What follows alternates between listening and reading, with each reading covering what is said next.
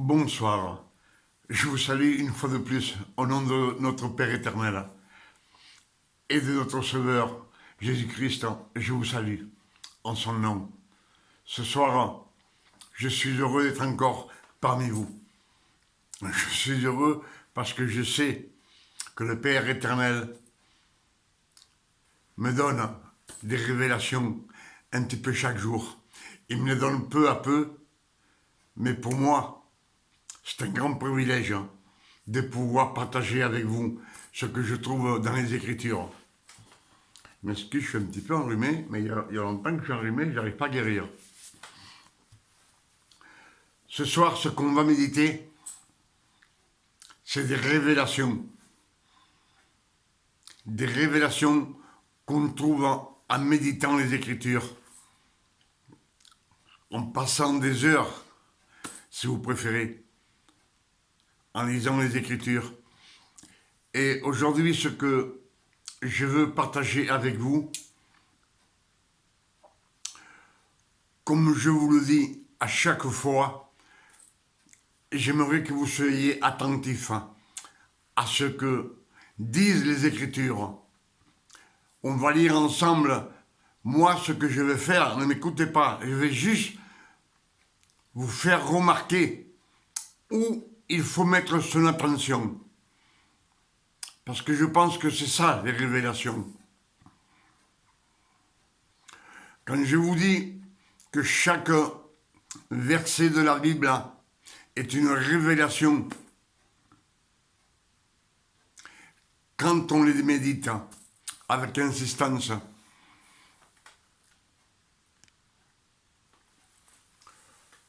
voilà pourquoi ce soir je suis devant vous et je veux méditer, on va méditer ensemble quelques écritures. 1 Roi 18, verset 17 à 39.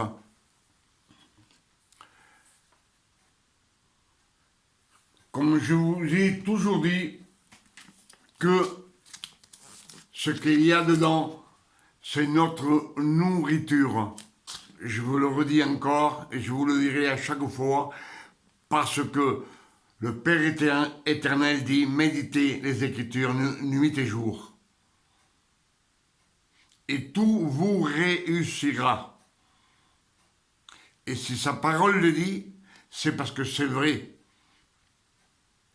Et si dans la vie, les choses ne vont pas bien, c'est pas à cause du Père éternel, c'est notre faute. Parce qu'il y a quelque chose qui cloche dans notre vie. Alors ce soir, il est encore tard, il est 1h15 du matin. Et je vais vous inviter à manger ensemble quelque chose. C'est de la bonne nourriture. C'est des desserts qu'on va prendre à cette heure-ci. Et on va lire ensemble, on va lire 1 Roi 18, versets 17 à 39. Soyez attentifs, afin que vous aussi, vous méditiez les Écritures et que vous voyez ce qui est important à savoir. Parce que tout ce qui est dans la Bible, tout est important. Ça, c'est encore baisser ça. Et là, ce qu'on va méditer ensemble, moi, ce que je vais vous dire, c'est simplement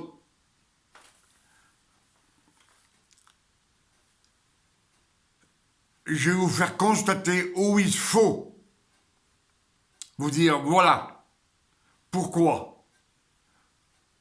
Pourquoi, par exemple, les chiffres? Pourquoi le chiffre 4, le chiffre 3? Parce qu'ils ont une signification. Et on va voir ensemble. On va méditer ensemble ce que disent les Écritures.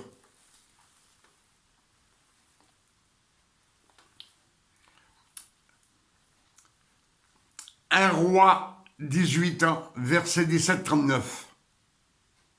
Autre direction. Alors qu'Abdias était en chemin, et il y arriva à sa rencontre. Abdias le reconnut et s'inclina face contre terre devant lui en demandant « Est-ce bien toi, mon seigneur Élie ?» « C'est moi-même, lui répondit-il. Va dire à ton maître que j'arrive. » « Oh, répliqua Abdias, par quel péché ai-je mérité que tu me fasses mettre à mort par la main d'Akab? Aussi vrai que l'Éternel est vivant, je t'assure qu'il n'y a pas une nation, ni un royaume où mon maître ne t'ait fait chercher. Et quand les représentants de ces pays disaient que tu n'étais pas chez eux, ils les faisaient jurer qu'on ne t'avait pas trouvé. Et maintenant, tu me demandes d'aller annoncer à mon Seigneur que tu arrives, mais à peine t'aurais-je quitté que l'Esprit de l'Éternel te transportera je ne sais où. Moi j'irai t'annoncer à Akab, mais il ne te trouvera plus, et c'est moi qu'il tuera. Pourtant, rappelle-toi que ton serviteur est fidèle à l'Éternel depuis sa jeunesse. Mon Seigneur, n'as-tu pas appris ce que j'ai fait quand Jézabel massacrait les prophètes de l'Éternel? J'en ai caché 100 en 2 groupes de 50 dans des grottes, et je leur ai fourni à manger et à boire. Et c'est moi que tu envoies maintenant à mon Seigneur pour lui annoncer que tu viens, mais il va me tuer. Élie lui dit, aussi vrai que l'Éternel, le Seigneur des armées célestes, au service duquel je me tiens, est vivant, je t'assure que je me présenterai aujourd'hui même devant Akab. Abdias courut donc rejoindre Akab et lui annonça la chose. Alors Akab vint à la rencontre d'Élie. Lorsqu'il l'aperçut, il lui cria « Te voilà, toi qui sèmes le malheur en Israël !» Élie lui répondit « Ce n'est pas moi qui sème le malheur en Israël, mais c'est toi et la famille de ton père, puisque vous avez refusé d'obéir au commandement de l'Éternel et que tu t'es rallié au culte des dieux Baal. Maintenant, convoque tout Israël en ma présence sur le mont Carmel. Tu y rassembleras aussi les 450 prophètes de Baal et les 400 prophètes de la déesse Ashéra qui sont tous entretenus par la reine Jézabel. » Akab envoya des messagers à tous les Israélites et il rassembla les prophètes sur le mont Carmel. Alors Élie s'avança devant tout le peuple et s'écria « Combien de temps encore sauterez-vous des 2 côtés ? Si l'Éternel est le vrai Dieu, suivez-le. Si c'est Baal, alors ralliez-vous à lui. » Mais le peuple ne lui répondit pas un mot. Élie poursuivit. « Je suis le seul prophète de l'Éternel qui reste, et il y a 450 prophètes de Baal. Qu'on nous amène 2 taureaux, qu'ils choisissent pour eux l'un d'eux, qu'ils le découpent et qu'ils en disposent les morceaux sur le bois, mais sans y allumer de feu. Je ferai de même avec l'autre taureau, je le placerai sur le bois et je n'y mettrai pas le feu. Puis vous invoquerez votre Dieu, et moi j'invoquerai l'Éternel. Le Dieu qui répondra en faisant descendre le feu, c'est celui-là qui est Dieu. » Tout le peuple répondit « D'accord, c'est bien. » Élie se tourna vers les prophètes de Baal et leur dit « Choisissez pour vous l'un des 2 taureaux, et préparez-le les premiers, car vous êtes les plus nombreux. Puis invoquez votre Dieu, mais ne mettez pas le feu au bois. » On leur donna le taureau, et ils le prirent et le préparèrent.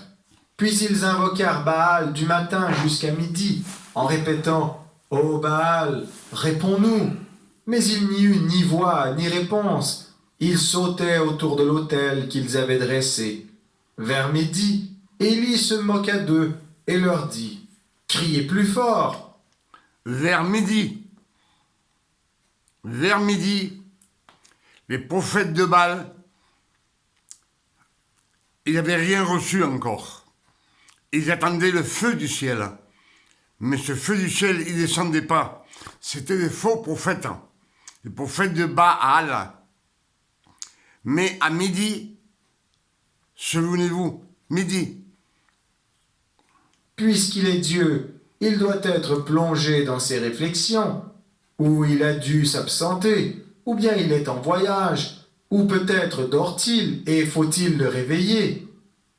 Les prophètes crièrent à tue-tête et se firent, selon leur coutume, des incisions dans la peau à coups d'épée et de lance, jusqu'à ce que le sang ruisselle sur leur corps. L'heure de midi était passée, et ils demeurèrent encore dans un état d'exaltation L'heure de midi était déjà passée.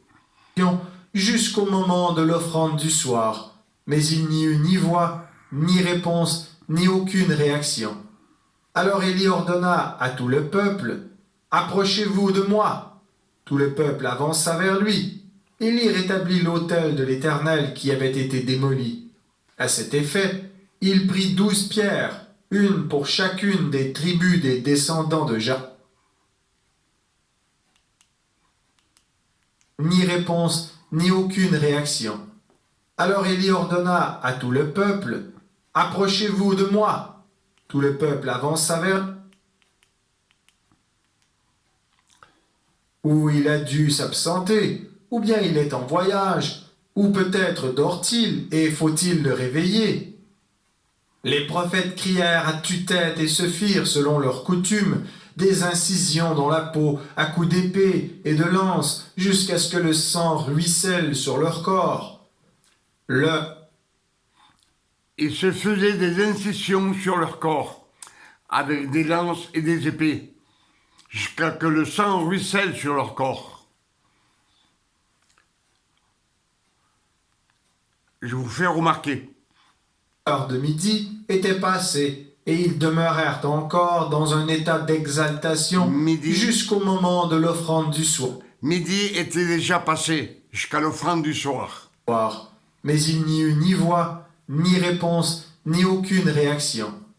Alors Élie ordonna à tout le peuple, « Approchez-vous de moi !» Tout le peuple avança vers lui. Élie rétablit l'autel de l'Éternel qui avait été démoli. À cet effet, Élie rétablit l'autel qui avait été démoli. Il prit 12 pierres, une pour chacune des tribus des descendants de Jacob, à qui l'Éternel avait déclaré, « Tu t'appelleras Israël. » Il prit 12 pierres, une pour chaque pierre, pour chaque tribu d'Israël. Tribu d'Israël de Jacob. Il rebâtit avec ces pierres un autel dédié à l'Éternel. Autour, il creusa une rigole capable de contenir une trentaine de litres. Puis, il dispose 30 litres. Ce sont les chiffres. 3. Des bûches de bois sur l'autel, dépeça le taureau, plaça les morceaux de viande sur le bois et ordonna, « Remplissez 4 cruches d'eau et répandez-la sur l'holocauste et sur le bois. » 4 cruches d'eau. Le chiffre 4, qu'on parlera tout à l'heure, que c'est Dieu qui travaille pour le monde entier. On fit ainsi. « Faites-le encore une fois, ordonna-t-il. » Ils le firent. Une 3e fois, et ils le firent une 3e fois. 3 fois de suite. C'est le travail du Père, du Verbe et du Saint-Esprit pour notre Seigneur Jésus-Christ. L'eau se répandit autour de l'autel et remplit la rigole. À l'heure habituelle de l'offrande du soir, le prophète Élie s'approcha de l'autel et pria, « Éternel, Dieu d'Abraham, d'Isaac et d'Israël, que l'on sache aujourd'hui que c'est toi qui es Dieu en Israël, que je suis ton serviteur et que j'ai fait tout cela sur ton ordre. Réponds-moi, Éternel, réponds-moi, afin que ce peuple sache que c'est toi, Éternel, qui es le vrai Dieu, et que c'est toi qui veux ramener leur cœur à toi comme autrefois. » Le feu de l'Éternel tomba du ciel et consuma l'holocauste, le bois, les pierres et la terre, et il réduisit en vapeur l'eau de la rigole.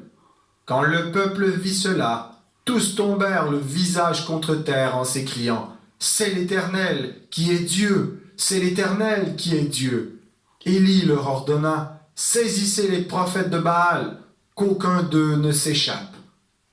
Ils se saisirent d'eux. Élie les fit descendre dans le ravin de Kishon pour les y égorger. Ensuite, Élie dit à Akab, « Allez, va manger et boire, car j'entends le grondement qui annonce l'averse. » Akab alla manger et boire, tandis qu'Élie montait vers le sommet du mont Carmel, où il se prosterna jusqu'à terre, le visage entre les genoux. Il dit à son jeune serviteur, « Monte plus haut et regarde du côté de la mer. » Celui-ci monta, scruta l'horizon et revint dire, « Je ne vois rien. » Élie l'envoya 7 fois pour regarder. À la 7e fois, le serviteur annonça, « Je vois venir un petit nuage qui s'élève de la mer. Il n'est pas plus grand que la main d'un homme. » Alors Élie lui ordonna, « Va dire à Akab, dépêche-toi d'atteler ton char et de rentrer chez toi, sinon la pluie te bloquera. » Déjà de tous côtés, le ciel s'obscurcissait d'épais nuages poussés par un vent de tempête. Soudain, une pluie torrentielle se mit à tomber. Akab monta sur son char et repartit pour Jizréel. La pluie tomba en abondance. Après 3 ans et demi, qu'Élie pria pour qu'il ne pleuve pas sur la terre. Alors, on a bien écouté, si vous avez écouté avec moi, ce qu'on a médité ensemble.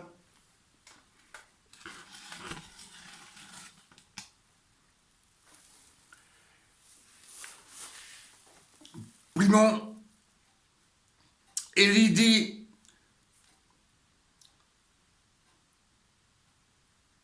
dit au peuple, et il leur dit au prophète de Baal,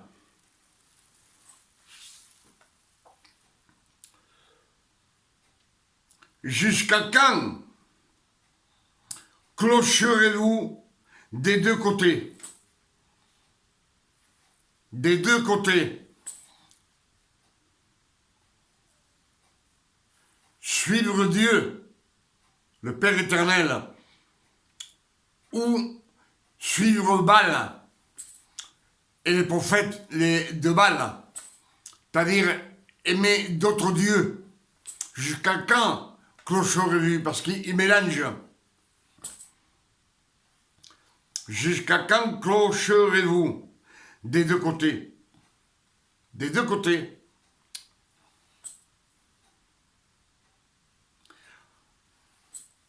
On voit bien que les prophètes de Baal, ils sont en train de prier jusqu'à midi et rien ne se passe. Et ils continuent en se faisant des insections avec des épées et des lances jusqu'à que le sang coule.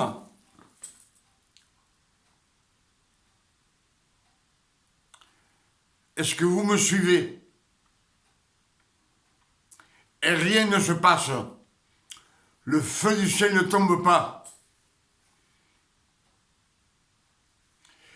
Et Élie se moque d'eux.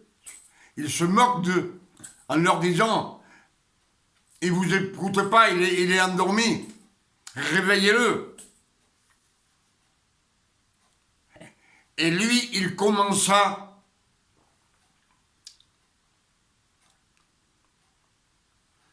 à faire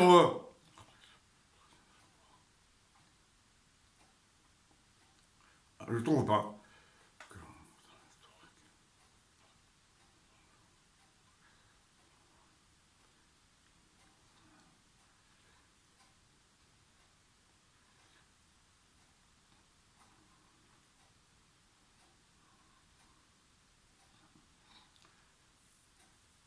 Comme je vous disais, ils invoquèrent, les prophètes de Baal, ils invoquèrent Dieu jusqu'à midi.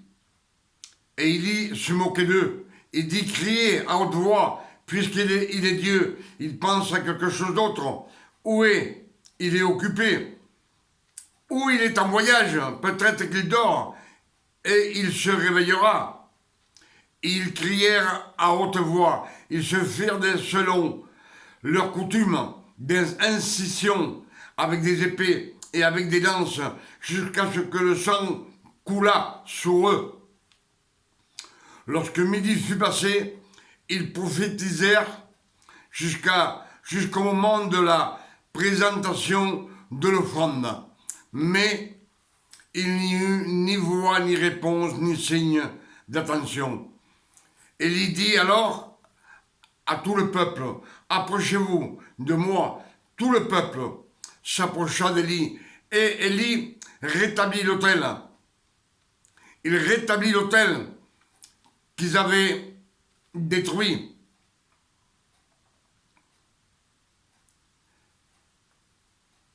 Il prit 12 pierres, d'après le nombre des tribus de fils de Jacob, auxquels l'Éternel avait dit, Israël sera ton nom.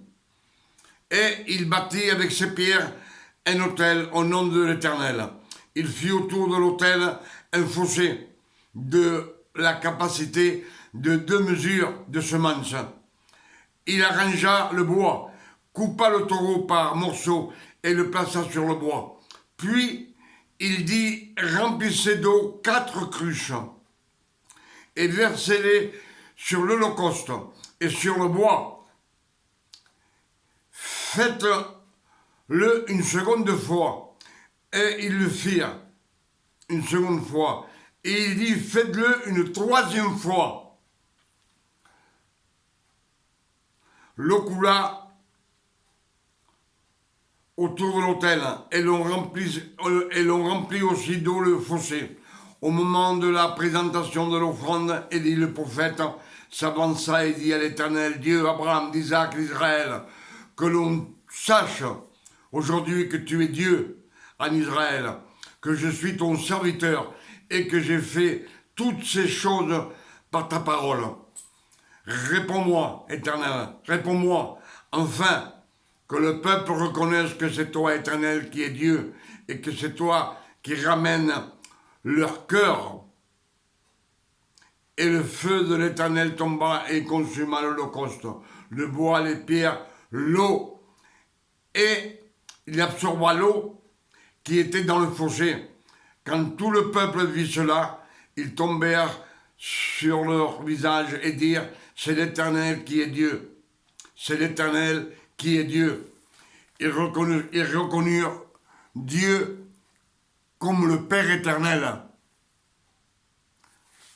Et de là, ce qu'on va en déduire,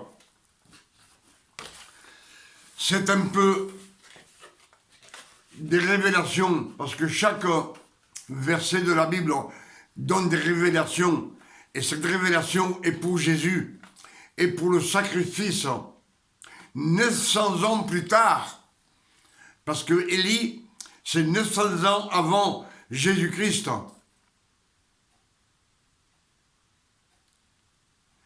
Et on voit bien, comme je vous ai dit, 4 cruches d'eau, de l'eau en abondance.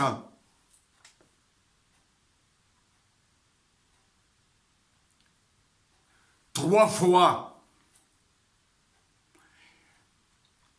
Et ils arrosèrent le bois 3 fois. Les 12 pierres qui représentent chacune une tribu d'Israël. Et Christ est mort sur la croix pour racheter le peuple d'Israël. Et quand le feu fut consumé, il brûla l'eau, les pierres, le bois, le taureau, mais il ne toucha pas le peuple. Juste sur l'offrande que Élie fait au Père éternel. Tout cela nous ramène à ce verset, que c'est une révélation du sacrifice de notre Seigneur Jésus-Christ. On sait que Jésus a été crucifié à la 3e heure.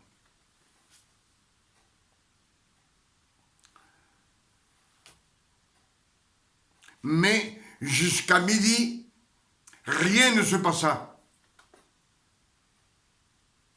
Il était tout ensanglanté. Parce que lui, il avait accompli toute la loi. Il est tout ensanglanté. Mais rien ne se passait. Et à partir de midi, un peu plus, le ciel s'obscurcit.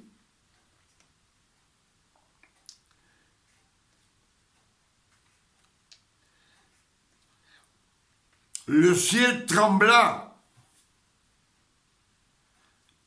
Juste après.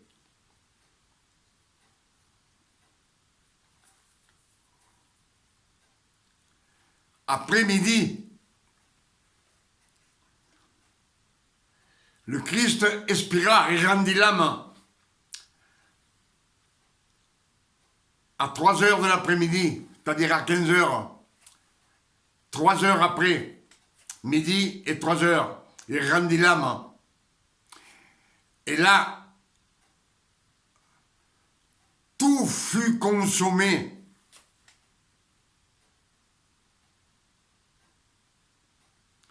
On sait que Jésus-Christ fut crucifié à la 3e heure. La 3e heure, c'est 9 heures du matin. Et jusqu'à midi, il resta tout ensanglanté sur la croix et rien ne se passa.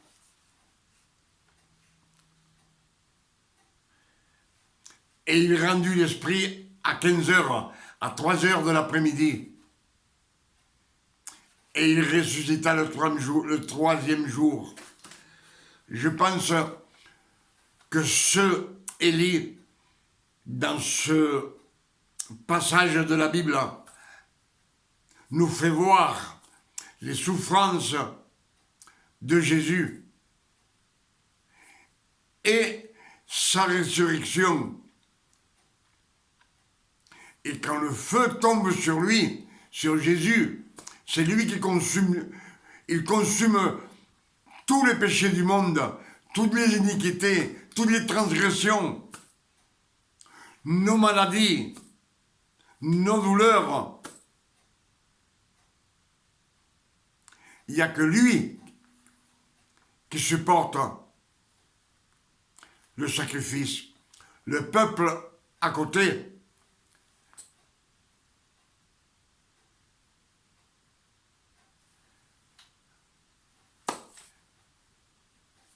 malgré cela, il y en a beaucoup qui l'ont reconnu comme le Père éternel, comme le Fils de Dieu.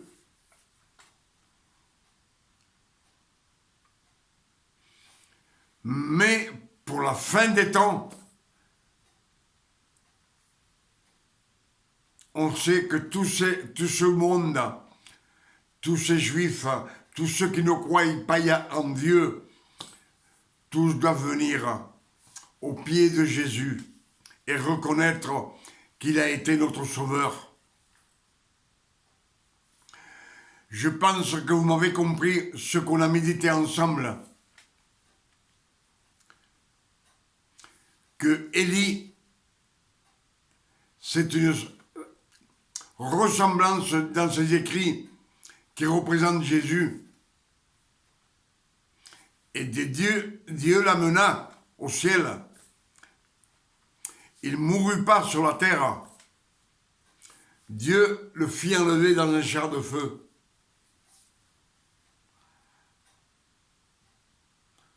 Comme le Christ, il est parti auprès du Père éternel.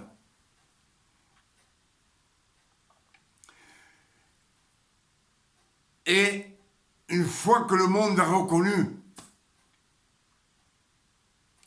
que le monde dit, c'est lui le Père éternel, la pluie tombe. La pluie, c'est l'abondance, les bénédictions de notre Seigneur. Pour cela, Jésus dit, demandez-moi ce que vous voulez et je vous le donnerai. Ce sont les bénédictions Parce que dans la loi, il n'y avait pas de bénédiction.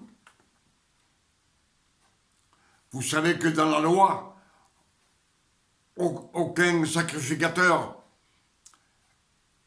ils n'ont pas guéri, à part Élie.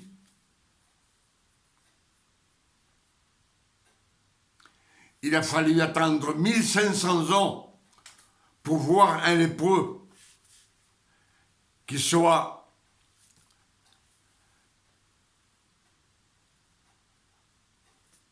guéri de sa maladie.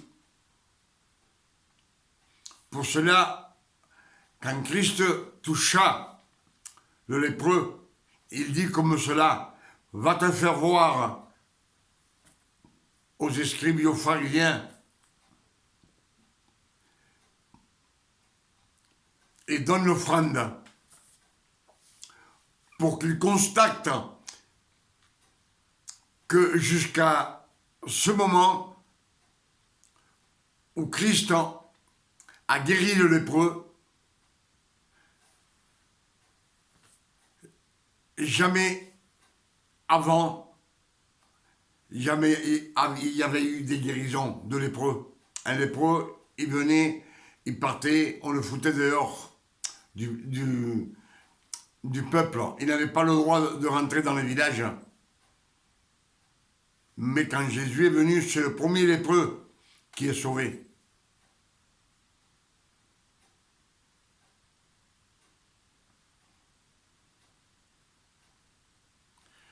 Je pense qu'on a médité beaucoup de choses ensemble.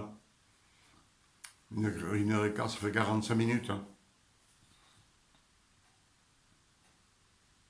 On va faire une demi-heure. Je pense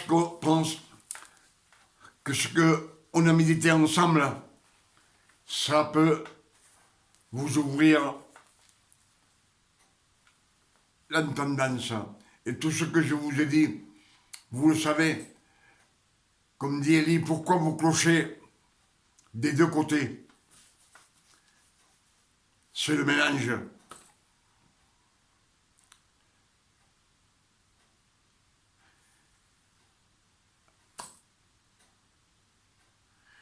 Et tout ce sacrifice du taureau qui représente le sacrifice de Christ, pour cela, il prend 12 pierres qui représentent les 12 tribus d'Israël. Et vous savez que Christ est venu sauver, racheter les tribus d'Israël. Pas d'autres. Les pécheurs, il n'est pas venu les racheter.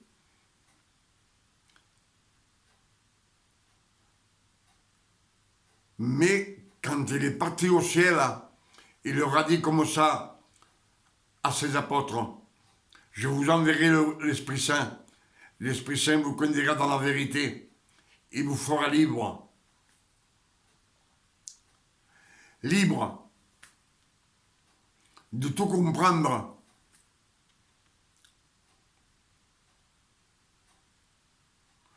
Il dit, faites des disciples de tout le monde.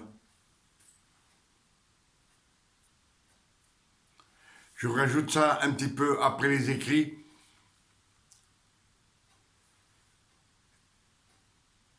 Et j'espère que ce message qu'on vient de partager ensemble, ces écritures, je vous ai fait remarquer où est-ce qu'il faut méditer et faire attention, parce que tout a une signification.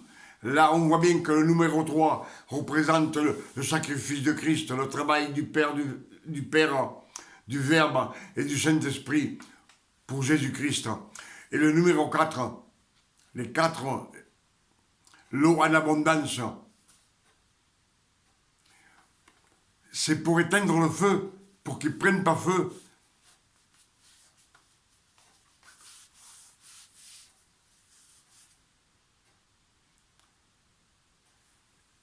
Et tout fut consumé. Mais le feu tomba que sur le sacrifice, pas sur le peuple. Et à partir de là, le peuple pouvait décider d'avoir un seul Dieu, le Père éternel, et non Baal. Je pense que ce qu'on a médité, j'ai pu vous expliquer à ma façon ce qui est écrit, et vous l'avez lu avec moi.